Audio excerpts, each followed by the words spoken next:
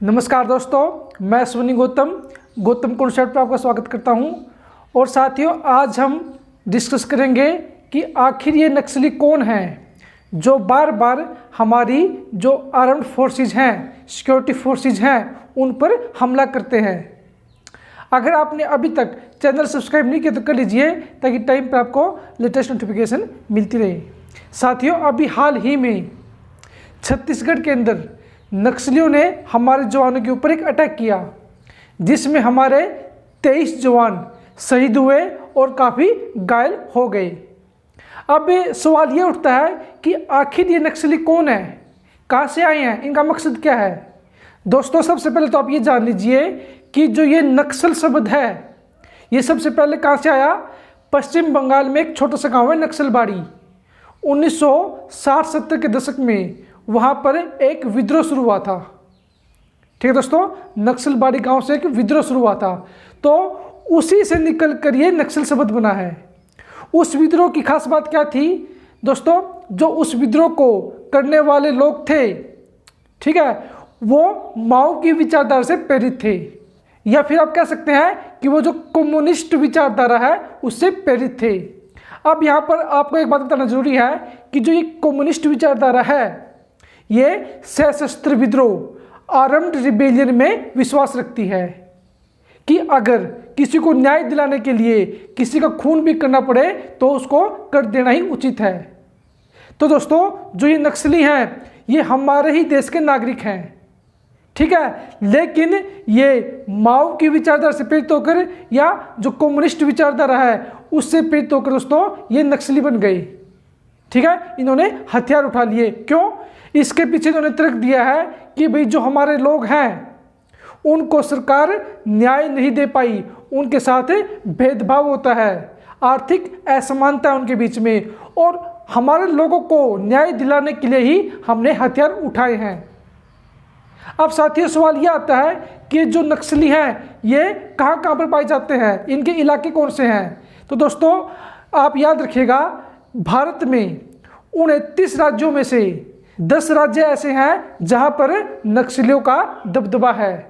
अब ये स्टेट कौन सी है, देखिए, यूपी है, बिहार है, छत्तीसगढ़ है, झारखंड है, मध्य प्रदेश है, पश्चिम बंगाल है, उड़ीसा है, आंध्र प्रदेश है, तेलंगाना है और महाराष्ट्र है। तो दोस्तों 10 राज्यों में नक्सलियों का प्रभाव है।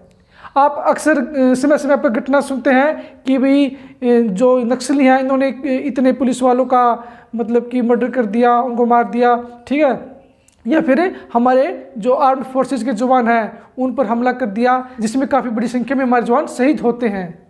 तो दोस्तों, ये जो नक्सली हैं ये सामाजिक समानता के नाम पर ये हथियार उठाते हैं, जो इनका कहना है, ठीक है, और उसके नाम पर ही ये किसी को मारने से भी नहीं हिचकते सकते। अब ये एक गंभीर समस्या बन चुकी है हमारे समाज के लिए, हमारे देश के लिए और हमारी इंटीग्रिटी के लिए। अब दोस्तों, एक सवाल ये भी आता है कि ये जो नक्सली हैं इनको हथियार कौन देता है। आप देखते हैं कि इनके पास जितने भी मॉडर्न आज की डेट में वेपन है वो इनके पास मिलते हैं, भले वो AK-47 ही क्यों ना हो। तो दोस्तों, इनको हथियार जो सप्लाई करवाता है वो है चाइना। ठीक है दोस्तों, और जो ये एक इनकी योजना बनती है अटैक करने की, तो उसके पीछे पाकिस्तान का भी हाथ है। तो पाकिस्तान हुआ, चाइना हुआ, ये इनको हर तरह की सहायता देते हैं।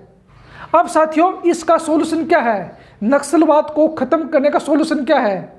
हमारी सरकार इस पर काम कर भी रही है, लेकिन अब 2 ही बातें सीधी होनी चाहिए।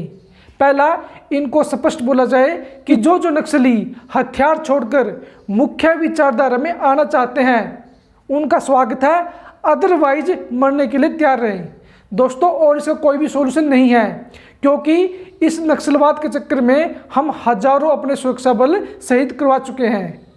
अब इनसे सीधी सीधी बात होनी चाहिए कि या तो आत्मसमर्पण करें और या मरने के लिए तैयार रहे। और दोस्तों, हमारी सरकार को भी थोड़ा जो ये ढीला रवैया है, ठीक है, इसको छोड़ के पूरी सख्ती से काम करना चाहिए, और इनका अंत ही इस समस्या का समाधान है।